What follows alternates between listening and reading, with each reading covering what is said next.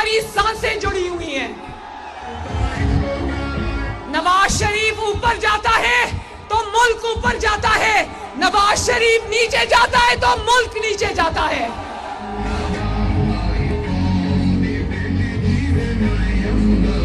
फैसलाबाद वालों, मैं आपको एक खुशखबरी सुनाना चाहती हूं।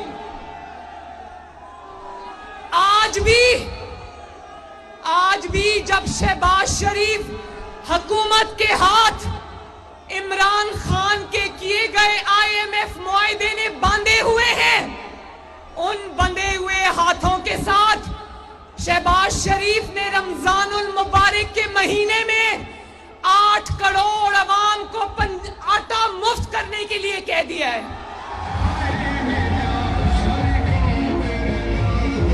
ये 1 मिनट बार बार गाने ना लगाएं प्लीज, ब्रेक में गाने लगाएं, मुझे बात करने दें।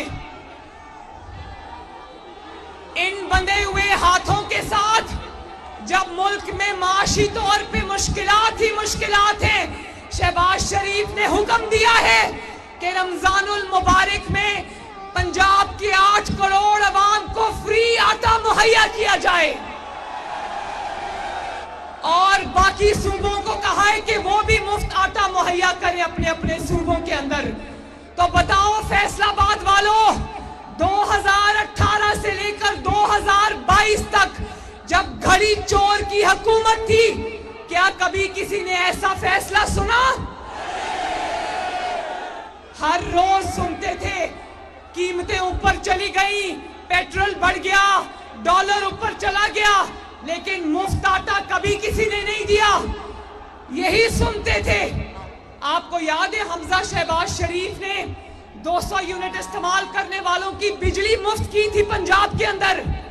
ये इमरान खान अवाम दुश्मन उसी दिन दौड़ा गया अदालतों में, और वो जो मुफ्त बिजली दे रहे थे वो खत्म करा के आया। पंजाब वालों, अपने दुश्मन को पहचानो और पंजाब से उठा के